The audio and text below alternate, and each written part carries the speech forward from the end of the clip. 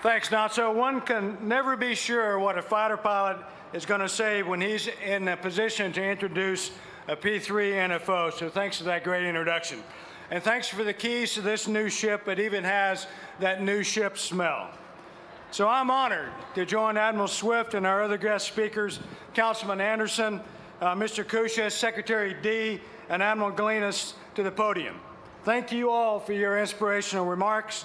And being the last speaker today, I know that all the good things have already been said, and the only thing separating you all from the reception is, well, me. So I'll get on with it so we can let the festivities begin. But before starting, I would like to recognize the family of Lieutenant John Finn, including his son Joe, and more than 50 relatives who are here for this momentous occasion.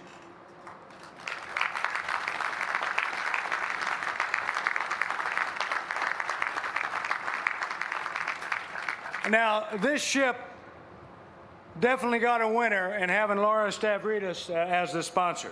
So I've been fortunate to know Laura and her husband, Admiral Jim Stavridis, for decades. Admiral Stavridis once wrote a book called The Accidental Admiral. But anyone who knows Laura knows that she's really the reason why he was the inevitable admiral. Mr. Kushas and all our industry partners in attendance, thank you very much for delivering such an awesome ship.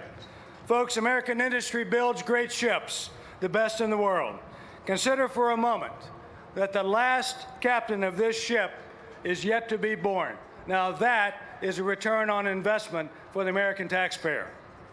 State and city leaders, esteemed members of our consular and diplomatic corps, Admirals Fargo and Grocki, Captain Kearns, and everyone on the commissioning committee, thank you for crafting such a beautiful ceremony. On behalf of the Secretary of the Navy, Sean Stackley, and our CNO, Admiral Richardson, bravo Zulu. Well done. Fellow flag and general officers, active and retired, and a special shout out to Admiral Greener, to Admiral Mackey, Admiral Stavridis, and General Bramlett, distinguished guests, and most importantly, Captain Mike Wagner and the crew of the about-to-be commissioned, as soon as I start talking, the USS John Finn. Welcome to Pacific Command. Ladies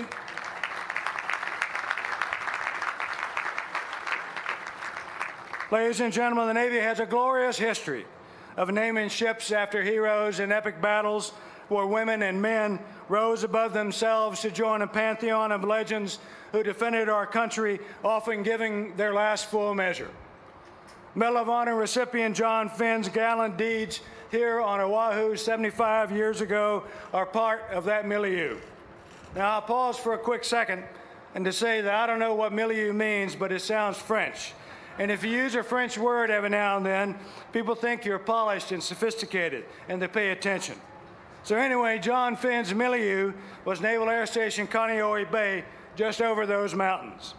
And as history tells us, on the morning of December 7th, 1941, then Chief Aviation Ordnanceman Finn leaped to action as wave after wave of Imperial Japanese planes attacked that airfield. Finn manned a 50 caliber machine gun, and despite being wounded over 20 times, he continued to take the fight to the enemy for over 2 hours until the attacks ended. Folks, there are a lot of colorful quotes from John Finn himself about his experiences on that day of infamy, and I've been advised not to use any of them because I can't say four-letter words in public. Fortunately, though, I did find one repeatable sentence where he said, and quote, "Of course I got the hell shot out of me, but it didn't kill me, and if you ain't dead, you can still manage," unquote. Now those are the words of a Chief Petty Officer. Tough, practical, and strong as a steel in this gleaming ship behind me. Thankfully, America has always been blessed to have strong women and men who find the will, who summon the courage to endure against overwhelming odds. Patriots like John Finn who answered the call to defend our nation in her darkest hour. As we gather today, I can't think of a more fitting place to commission this ship than right here at Pearl Harbor, where we can honor the legacy of John Finn and all Americans from the greatest generation and reflect on the blessings and the cost of liberty. With today's commissioning, the gallantry of John Finn is rekindled, once again lighting the way to inspire men and women who serve aboard this warship to do as he did, to stand fast and fight. That's the ship's motto, status et pugno. But I prefer simply pugno, pugno, pugno. That's Tennessee Latin for we're ready to fight, and to fight. Coincidentally, the Pacom mission statement is to be ready to fight tonight. So I predict that this ship and this crew will fit in just fine here in the Indo-Asia Pacific, a region inextricably linked to America's future security and economic prosperity. Indeed, America is a Pacific nation, a Pacific leader, and a Pacific power. It always has been and always will be. We believe in peace through strength, smart power backed by hard power. And this ship, hard power personified, sends a clear signal to our allies, to our friends, and to our adversaries that we will remain laser focused on the Indo-Asia Pacific because what happens here matters to the United States. That's why we're sending our best people and our best platforms to this region, like the John Finn. This is the first new construction ship built from the keel up with the Aegis Baseline 9 weapon system. Now, I'm not much of a tech guy. I even have an analog watch. But fortunately, my outstanding aide, Lieutenant Commander Adrian Rossetti, is a destroyer driver. She explained to me that the Baseline 9 is a sine qua non of combat systems that allows this ship to simultaneously conduct air warfare, and ballistic missile defense. Adrian, sine qua non? Really? For my simple mind, that means the John Finn brings both the saber and the shield to the fight. America knows how to get her done anytime and anywhere. Truly, the advanced combat systems in John Finn, coupled with the innovative spirit and the killer instinct of her amazing crew, are powerful reminders of our readiness to fight tonight. This warship is the embodiment of America's resolve to protect our homeland and defend our allies. Now, I've been accused of having an insatiable appetite for stuff. More ships, more subs, more planes, more battalions. More stuff to fight the many forces of darkness in my neighborhood. Forces like North Korea, a nation ruled with an iron fist by a reckless dictator. To that, I'll simply say guilty as charged. As long as our commander-in-chief and the American people have an insatiable appetite for security, then I have an insatiable appetite for the tools to underwrite that security, to deter, to dissuade, and if necessary, to defeat and to destroy our adversaries.